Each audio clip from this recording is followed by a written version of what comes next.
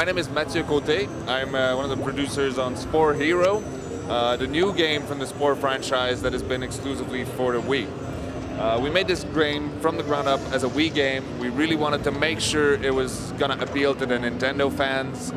We wanted to have the Nintendo humor, the Nintendo feeling. As you can see in the visuals also, it's all hand-painted textures, it's all very vibrant colors. So what we created here is a strong story-driven open action adventure game. You're going to play this hero who's there to save the world from these evil influences trying to mess it up for everybody else. And the way you're going to build your hero using the creature editor is going to change the way you play the game.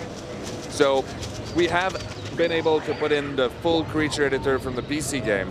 The whole thing with all the functionality. We changed a little bit of the interface and the controls to make sure that it felt right on the Wii using the Wii controller.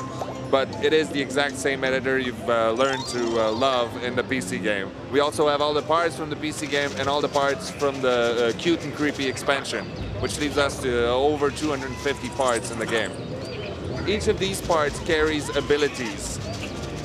These abilities will actually change the way the mechanics are handled in the game, the way you can actually interact with the game. So if you put on fins, you'll be able to swim and go to places you couldn't go before. If you put on wings, you'll be able to glide. If you put on the horns, you'll be able to charge in combat. You'll also be able to break some walls maybe that were hiding some secret places in the world. This is how you're going to evolve your creature throughout the game. And whatever you do in the game, you'll always be rewarded with a new part, a new upgrade to a part you had, or a brand new part that you hadn't seen before. Right now, Aaron is fighting someone. The fighting mode has actually a high skill level needed to it, which means that you can actually create a creature that's very, very basic, just for aesthetics purposes. You really like the way it looks. It doesn't have all the abilities, but it's exactly the hero you want. You'll still be able to fight most of the creatures in the game. Maybe you get to the end boss, it'll be extremely hard, but some people might be able to pull it off. Actually, it's probably going to become a challenge out there, I'm pretty sure, in about a week after it's out.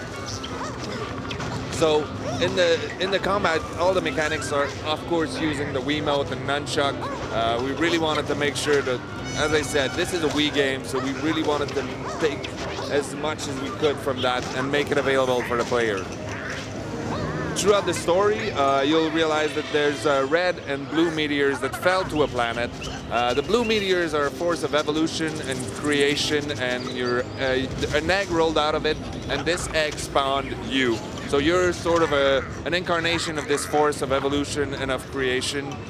And you're there to save the world. You have this amazing power to evolve and grow new parts. You can go to the editor at any moment and change your character completely. You're limited by the number of the shards of those blue meteors that you gather throughout the world. There are shards scattered everywhere, and you collect them as you go throughout the game. Also, there are red meteors that fell. These red meteors spawned a guy that is actually your nemesis. He's going to follow you around. He's got the same sort of power of evolution as you, except he's a bad guy, so he's always growing bigger, meaner, badder. He's got better part, bigger claws, and you're sort of playing catch-up, trying to prevent him from actually ruining everybody's fun. This game is going to be out this fall. Look for it. You can already pre-order it exclusively for the Wii.